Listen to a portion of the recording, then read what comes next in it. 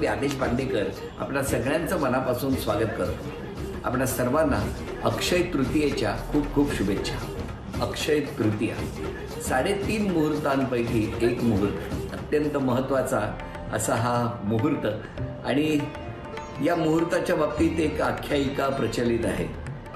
महर्षी व्यास मुनींनी महाभारत आजच्या दिवशी लिहायला प्रारंभ केला.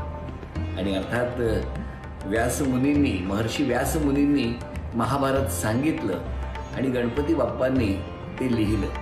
अक्षय तृतीयेच्या आपणा सर्वांना शुभेच्छा देऊन आज आपण जाऊन भेटणार आहोत नीता पंकज बागुल या वहिनींना. हे अर्थात त्यांचं सासरचं नाव आहे.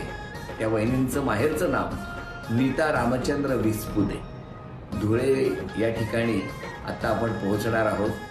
थांबा, ही मी लक्ष्मी पाठवतो लगेच तुम्हाला इथून ऑनलाईन पद्धतीने. बघा पाठवली.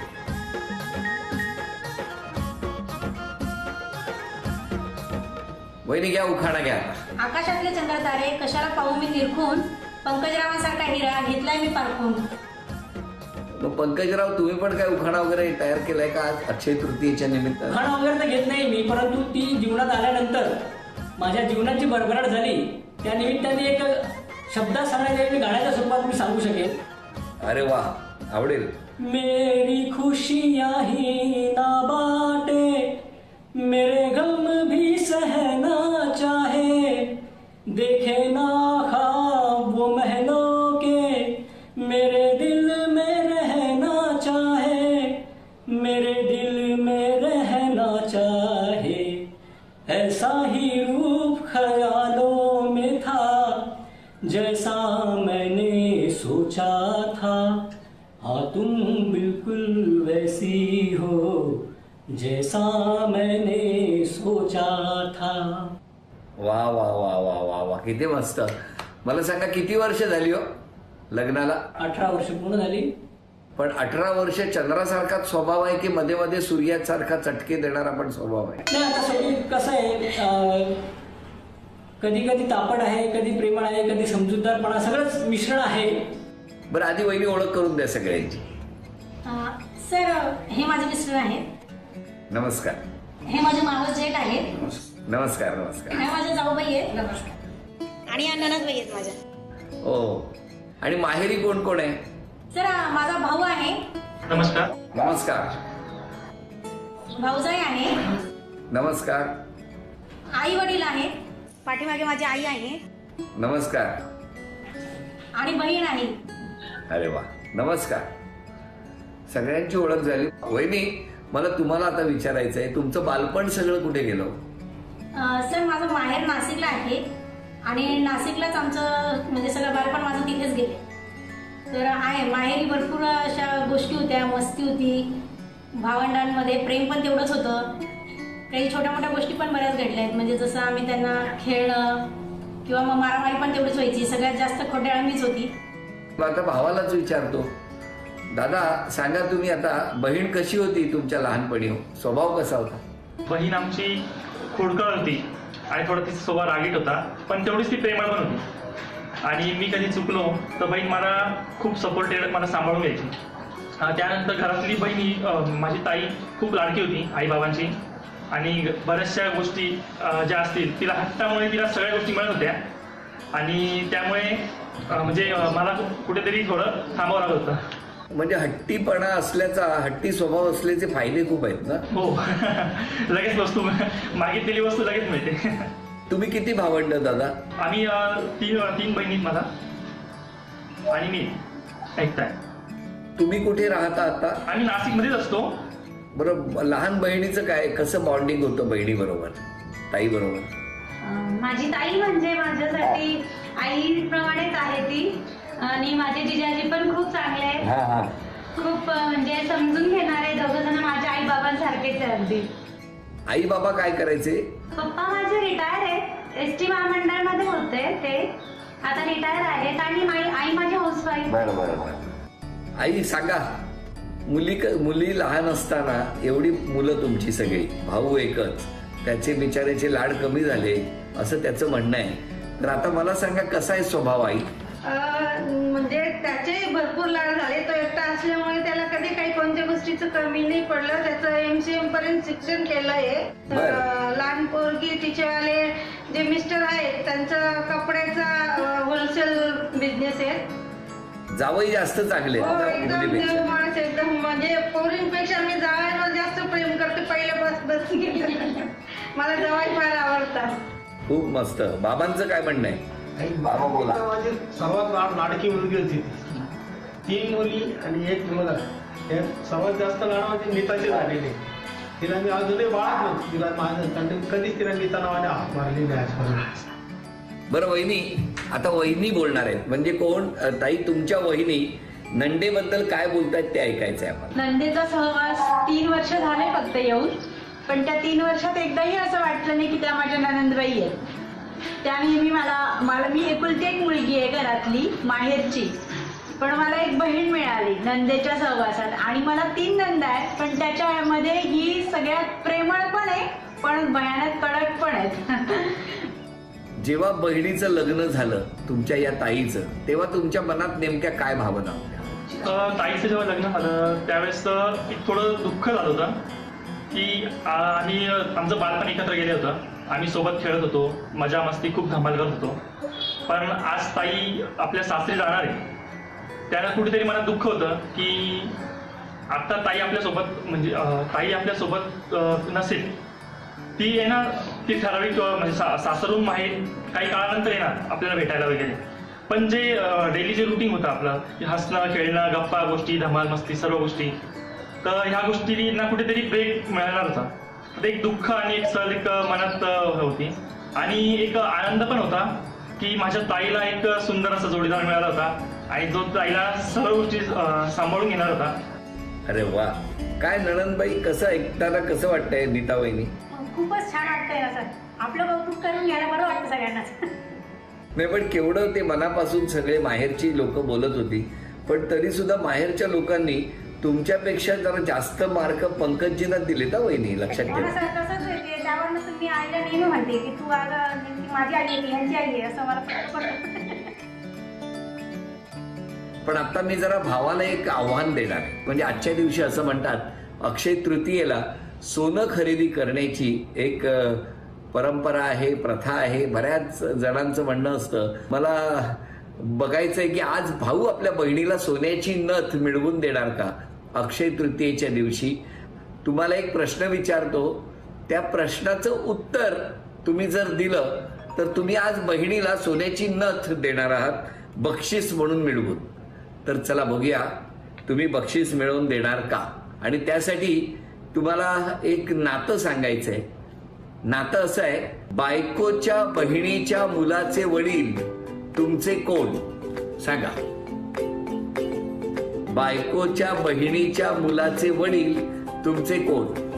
साडू. साडू, अभिनंदन अभिनंदन. नातं अचूक सांगितलं. आणि तुम्ही आता झी मराठीच्या कडून आपल्या बहिणीला सोन्याची नथ बक्षीस म्हणून मिळवून दिलेली आहे. मनापासून अभिनंदन वहिनी. पण मग तुमचं सगळं बालपण कुठे गेलं पंकजी? माझं बालपण हे पालघर जिल्ह्यातील जव्हार या गावी गेलेलं आहे.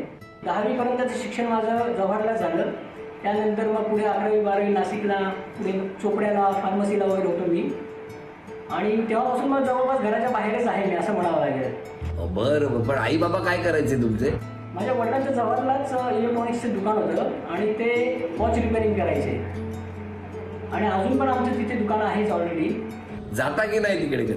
अगदी गणेशोत्सवासाठी तर आम्ही आवर्जून तिथेच असतो नेहमी. गणेशोत्सव, दसरा, दिवाळी हे सगळे सण जे आहेत हे आम्ही जव्हारला जाऊनच साजरे करत असतो. आणि आपण काय करता? मी धुळ्यालाच असतो आता सध्या. धुळे येथे सिव्हिल हॉस्पिटलमध्ये मी ॲज अ फार्मासिस्ट म्हणून जॉब करतो आहे. गेल्या 10-12 वर्षापासून सध्या धुळेमध्ये स्थायिक आहे. तिला खानदेश पट्टा येतो ना सर, तर खानदेशात एक गौर नावाचा खेळ असतो.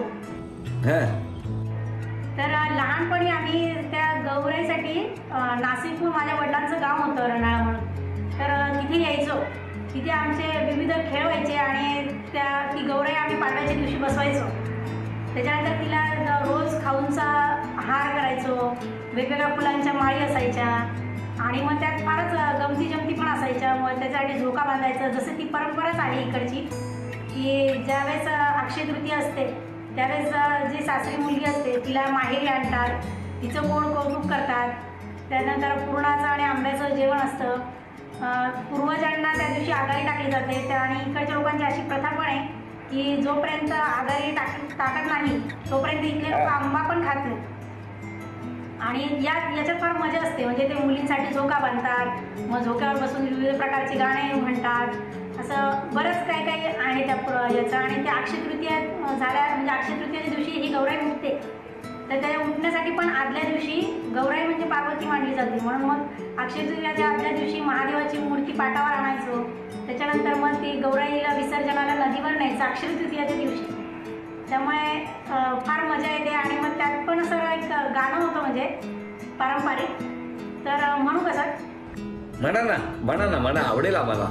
ऐराणी गाणं आहे, खानदेशातलं असल्यामुळे. अथानी कैरी तथानी कैरी, कैरी झोका खायव, कैरी तुटणी खडक फुटना, जुई जुई पाणी भायव, जुई पाणी भायत ठेक कसाना बाजार, कसाना बाजार तठे साडीसना बाजार.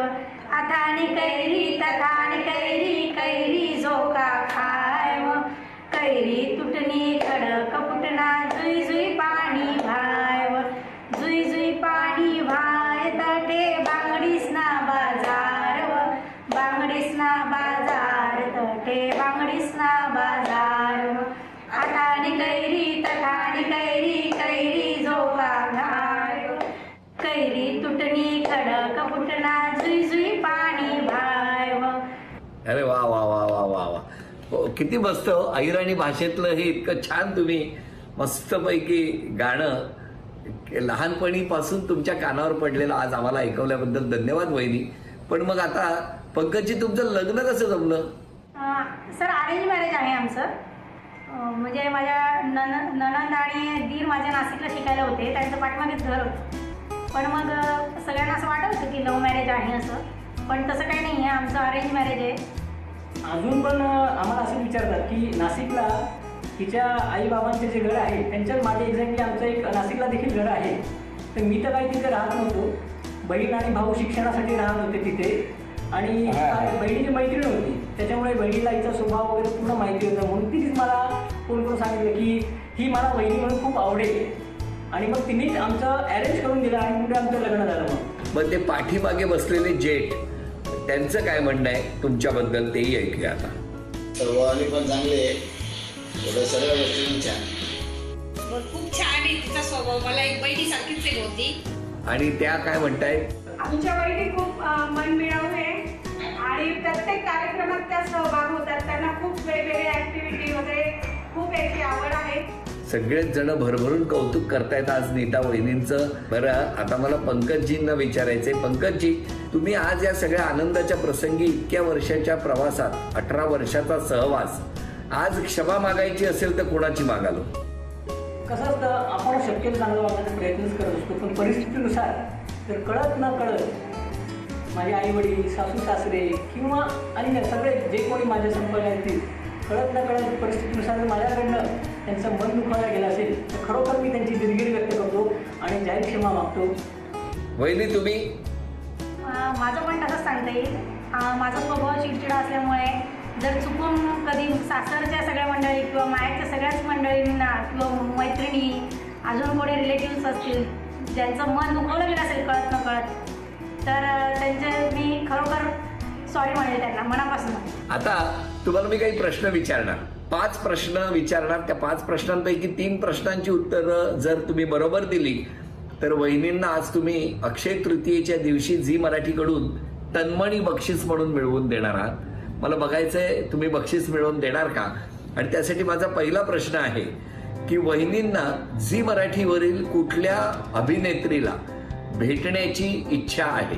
तसं तर ती सगळेच कार्यक्रम झी मराठीवरतीच बघते. त्याच्यात हवा येऊ द्या हा तिचा आवडता कार्यक्रम आहे.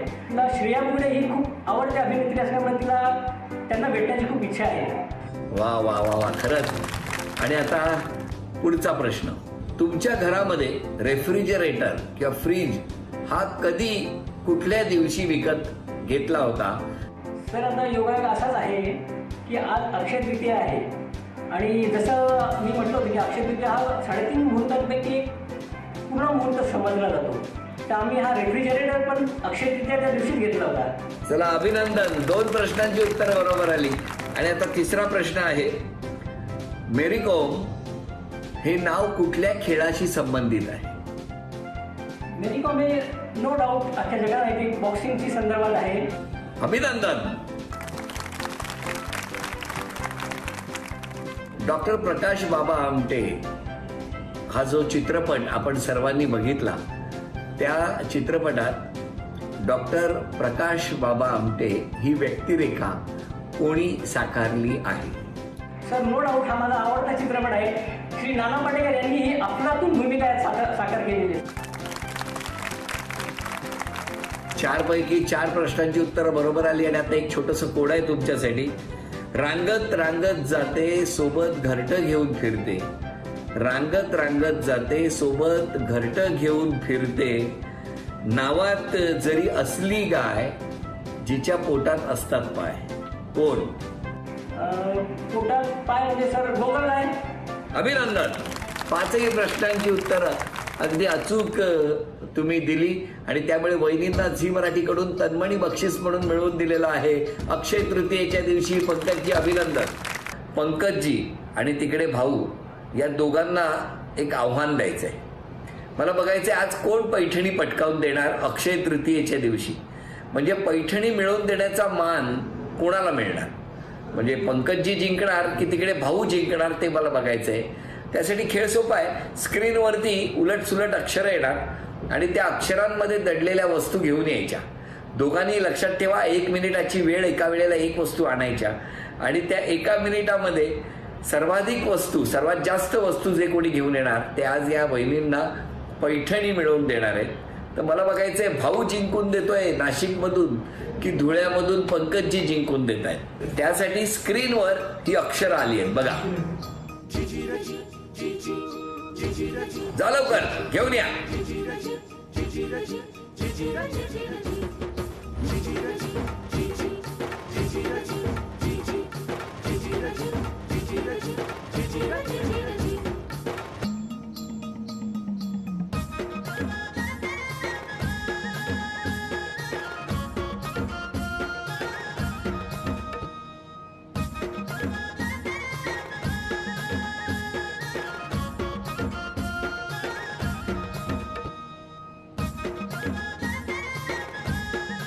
तीन, 2, 1 वेळ संपली. बसा बसा बसा बसा बसा बसा. आधी मी नाशिकला जातो आणि भाऊ किती वस्तू घेऊन आलाय ते ऐकूया.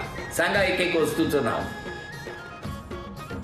पिशवी 1, टोमॅटो सॉस 2, घड्याळ 3, चिमटा 4, चावी 5, ताट 6. बस एवढं. 6 वस्तू आणलेल्या आहेत भावाने. आता बघूया पंकजजी किती वस्तू घेऊन आले. पंकजजी सांगा. एक पिशवी, 1, pen stand, 2, tissue paper, tissue paper 3, चिमटा, 4, चावी, 5, घड्याळ, 6, ताट, 7, टोमॅटो सॉस, 8, एक डाळ, 9. अभिनंदन अभिनंदन. अक्षय तृतीयेच्या दिवशी पंकजजी तुम्ही आज आपल्या बायकोला म्हणजे नीता वहिनींना पैठणी बक्षीस म्हणून मिळवून दिलेली आहे. अभिनंदन. अक्षय तृतीयेच्या दिवशी वहिनींना मिळत आहे तथास्तु पुणे आणि कोल्हापूर यांच्याकडून ही पैठणी. आणि ही पैठणी लॉकडाऊन नंतर थेट तुम्हाला घरपोच करण्यात येणार आहे. संपूर्ण कुटुंबाचं अभिनंदन. दोन्ही कुटुंबांना खूप शुभेच्छा आणि अक्षय तृतीयेच्या शुभेच्छा देऊन आजचा भाग इथेच संपणार आहे. पुन्हा भेटणार आहोत अशीच एक पैठणी घेऊन. होम मिनिस्टरची पैठणी होम मिनिस्टरच्या अंगणीच्या पुढच्या भागात. नमस्कार.